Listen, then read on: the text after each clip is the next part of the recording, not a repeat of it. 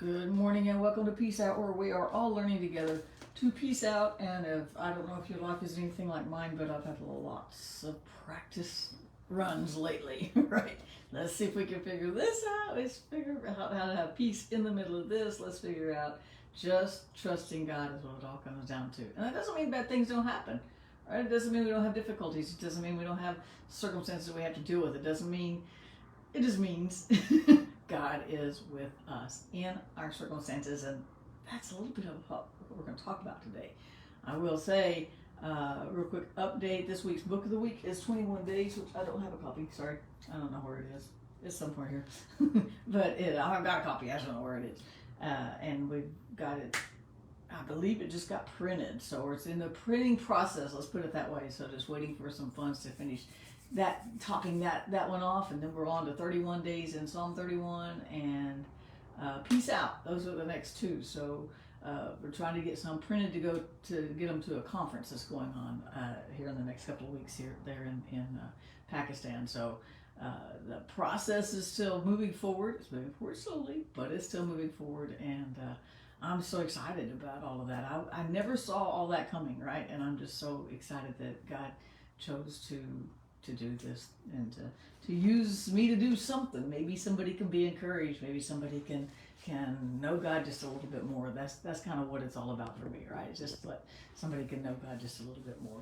Anyway, that's what we're going to talk about a little bit this morning. So this morning, I was actually been thinking about this story all day. It's in Matthew 14, and it's about how Jesus fed the 5,000. And I've been just rolling the story over and over and over in my head and thinking about the practical side, right? Because God is not an impractical God, meaning that He understands our needs, He understands where we are, He understands what we're going through, and He doesn't just like walk over to the ocean or the sea and part the sea for no reason, right? He parted the sea, the Red Sea, so His people could cross over safely. And then He used that same Red Sea to drown Pharaoh's army, right? So, He had a purpose in that. He didn't just go around showing everyone, look, I can part the sea. He parts seas, right? He didn't go around just calming storms. He calmed them for people. He parted the Red Sea for His people. He had a plan. He had a purpose. He had somewhere they were going. They were going from point A to point B, and He was going to make sure they got there. Matter of fact, He planned the Red Sea crossing when He brought them out of Egypt, right? Here they come out of Egypt right into the Red Sea, and they were like, did you bring us out here to die? God's going, no, I got a plan. It's okay. And so I was reading this story and the feeding of the 5,000 in Matthew 14 again, and it's like there was a great multitude, and it says Jesus was moved with compassion for them. They followed Him out there. He actually went out there to grieve. He wasn't trying to start a church. He wasn't trying to have a church service. He wasn't trying to have a meeting. He didn't plan a meeting. He didn't pass out flyers or make a whole bunch of social media posts and go, meet me out on the mountain, right? It actually says it's right after John the Baptist was beheaded. So Jesus was actually grieving over the loss of his cousin, the loss of his friend, the loss of a prophet, right? And it says when Jesus heard that John the Baptist had died, He also knew that when John the Baptist died, it was kind of a transition, and that's something I've been studying, and you'll probably see some of that later, but it was this transition. He knew something big had changed in the spiritual realm because of something that happened in the natural. I don't want to get off into that, right? But Jesus was in that transition, and He was grieving, and it says when He heard that John the Baptist died, He went off to a deserted place by Himself. He was trying to get away from the crowd. He wasn't trying to start a meeting, right? He didn't say, oh, let's all go out and cry a little bit in the wilderness, or let's all go out, let's go have a funeral, or let's go have a meeting, let's go praise God, let's go. He just was trying to go off by himself. He was looking for some solitude. And there was another while I was reading this, some of these chapters in here, or somewhere in here, I saw one place where the disciples went off by themselves. I had never seen that before. I was like, well, they were always kind of a rowdy bunch, but it says at one point they went off. But anyway, Jesus went off. He had a purpose in that. He wanted to just get along with His Father and go, oh, okay, He also, He's like, let's just take this, because it was like He knew this is the beginning of the end part. We're setting this all up, and it's getting closer and closer for that time for me to do what I came to do. right? Maybe that's what he was thinking. It doesn't say that. It just says when he heard John the Baptist had been killed, beheaded, he went into a solitary place to be by himself. And so it says, when the multitudes heard it, they followed him on foot from the cities. And it says when Jesus went out, he turned around basically and saw a multitude who had followed him to this personal place. He was trying to have some personal time. He was trying to just be alone with his Father. And he turns around and there's a multitude. Now that means there's more than 100 people probably, right? Well, actually it means there was 5,000. 5,000 men. We didn't even count the women and children because they didn't count back then, right? Anyway, and so he sees this multitude, but he didn't get mad. He didn't say, why are you following me? I'm trying to have a long time. I need some me time. Why are you following me? No, he was like moved with compassion because they had followed him way out from the city. They just followed him to see what he was going to do, to hear what he was going to say. They just followed him. I want to be that way, right? And the thing is, they followed him so far out. It says when it was evening, the disciples came and said, hey, this is a deserted place. And Jesus is like, what a coincidence. That's what I was looking for. Where did all these people come from, right? He said, this is a deserted place. And it's getting late. So you're going to have to send the people away because, they got to go get some food. They didn't bring food, you guys. They followed Jesus out into a solitary place, into a wilderness place without preparing. How unwise. Foolish. They didn't bring food. They didn't, I don't know if they brought water, maybe they carried a flask with it. I don't know, but they didn't come planning on staying, but they were so mesmerized by his miracles, maybe by his teachings, that they just sat and they wanted to know what he had to say. I want that in my life. I want that kind of hunger for hearing what Jesus has to say. I want that kind of desire for his word. I want to follow him with that kind of purpose that I forget, oh yeah, I've got to eat, right? And I'm so focused on the spiritual side of things that I forget. I got to take care of things. However, Jesus said this, he said, they don't have to go away. You feed them. And they were like, you want us to feed them? But their answer showed that they had already been thinking about that.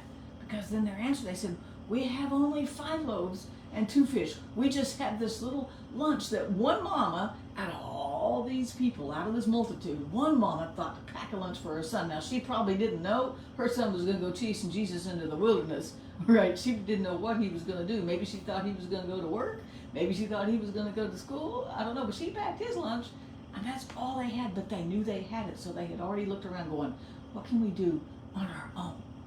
Nothing. And Jesus said, bring it to me. He blessed it. He broke the bread and the fish, and it fed 5,000 men, women, and children. So around 10,000 people is what some people have averaged, just based on just a guess. But at least, minimally, 5,000 men were fed. And I hope the little boy got a lunch too. But additionally, it says that what they had left over filled up 12 basketfuls of food. They didn't even have that much when they started. That's what they had left over when they ended. Okay, so this tells me a couple of things. Jesus understood the people needed to eat. It was a natural thing. He wasn't so high in the sky that he didn't realize the natural needs of the people, right? And so he fed them. He met them where they were. We've talked about this week. Something else we talked about this week is 2 storms. Jesus walked out to the water on one in a storm, and on the other one he was asleep in the boat, and both times he woke up and calmed the storm for his disciples. The second time he said, don't you have faith? And so as I was reading this morning, the next story in Matthew 14 is Jesus walking on the water out to his disciples, right, in this middle of the storm, to their boat. But then, as I just kind of kept reading, and then over in like 2 chapters over, where did it go? It's like he fed 4,000 again. In chapter 15, just one chapter over, we had the feeding of the 5,000, then we had the walking out on the water in the middle of the storm, and then we had another time, it says, Jesus called his disciples to himself and said, this multitude has followed us, let's feed them again, right? And again, they asked him, how are we going to have food in the wilderness? If you're in a wilderness place in your life, maybe you're in a spot that's really dry. Maybe you're in a spot that feels like there's no life. Maybe you're in a spot that feels like God doesn't hear you. They're in a wilderness. And the disciples go, where are we going to get bread to feed them?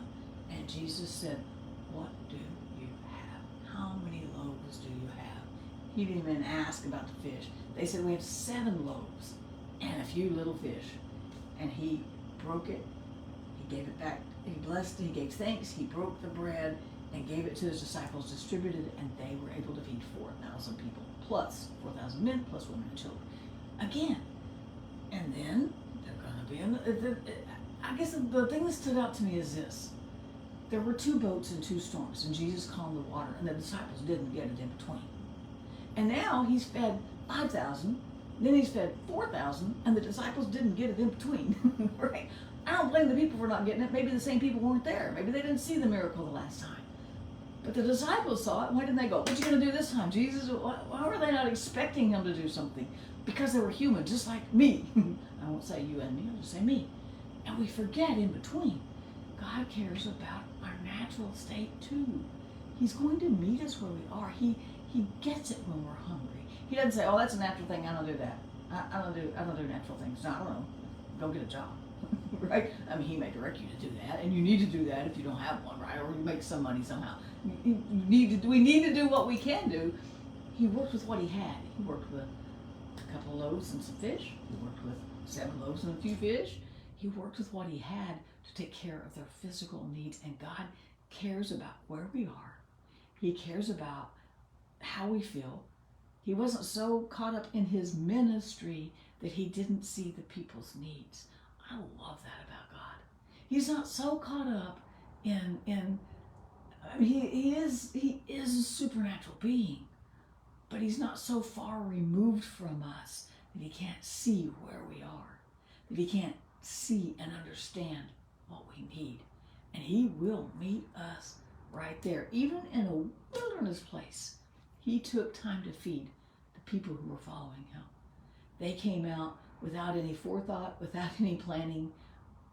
I don't know why, because I'm a planner, right? I've got to have everything all laid out. I'm flexible in that plan, but I got to have a plan. I'm not too flexible sometimes, but I get there. But they just were following him, and Jesus got that.